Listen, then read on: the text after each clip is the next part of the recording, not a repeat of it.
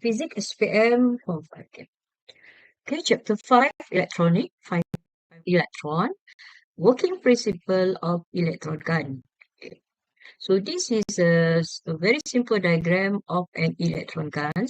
So the purpose of electron gun is to produce cathode rays. Okay, so if you can get the cathode rays, then we can use the cathode ray for many usage. Okay, such as the one that we use on the radar system. Okay, now what we have here, we have a 6 volt. Okay, this is a 6 volt AC power supply. A 6 volt power supply. Okay, 6 volt power supply, and then we have a cathode. Okay, cathode is also acts as a filament. Okay, and then here we have anode, and between cathode and anode, we have to connect it to what we call excessive high tension, external high tension. Okay, that is a high voltage power supply. Then we have a vacuum tube, and here is the fluorescent screen. Okay, and this is the electron bin of electron. That is what we call cathode. This is the cathode rays that we want to produce. Okay, so let's look at detail. Okay, detail function of every parts. Okay, so the first one, we have a 6 volt AC. Either you can use either AC or DC.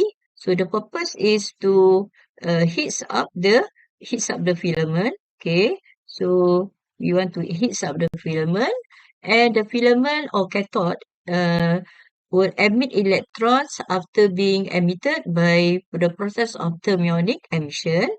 Then we have what we call extra high tension, or we call EHT. The purpose is to produce high potential difference, high voltage between cathode and anode, to accelerate electrons to anode. Okay, that is anode. So anode is to accelerate electrons. Okay, accelerate electrons from cathode. Okay, Panda-Flow screen. Okay, what is the purpose of Panda-Flow screen? It will convert kinetic energy, of electrons to light energy. So what is the purpose? So when here we have the electron, emitted. So without the EHT, the electron will still at the near the filament or cathode. And when we connected to the EHT and produce anode and cathode, the electron will be accelerated to anode and will produce what we call a high beam of electrons. Beam of electron with a high speed beam of electron. That is what we call cathode rays. Then at this moment, the cathode rays, the electron will gain what we call kinetic energy. So from the EHT, the electron will get electrical potential energy, and when it moves as a cathode rays, it will have kinetic energy. Now, when the cathode rays strike the fluorescent screen, automatically the kinetic energy of the electron will be converted to light energy. So as a result, we can see uh, the the light on the screen. It depend on the color of the light depend on the material of the fluorescent screen. Okay, so now so again, the purpose of Panda-Flow screen is to convert kinetic energy of electrons to light energy. Next, we have vacuum tube. So the vacuum tube is ensure that electrons are able to accelerate towards the anode without colliding with the air molecules. And also, we want to avoid ionization process, because we have ionization process. It will produce more ions, and um it will block the to slow down or lose energy for the cathode rays when you have the collision with the air molecules. Okay. Okay. Next we look at more detail. Okay. So the first one is the 6-volt AU, heats up the filament. Okay, and then we have the filament. Okay, the filament or cathode, which emit electron after being heated. Next, we have anode, which accelerate electrons from cathode. And then we have extra high tension or EHT, produce high potential difference between cathode and anode to accelerate electrons to anode.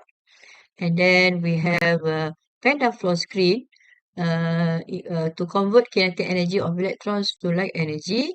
And in a glass vacuum tube, the electrons are able to accelerate towards the anode without colliding with air molecules. No energy loss, electron with the maximum velocity. So that was the idea lah. So that is the working principle of an electron gun. Okay. Now, so why we want to study cathode rays? Okay, so we need to know the properties of the cathode rays. Okay, the properties of the cathode rays.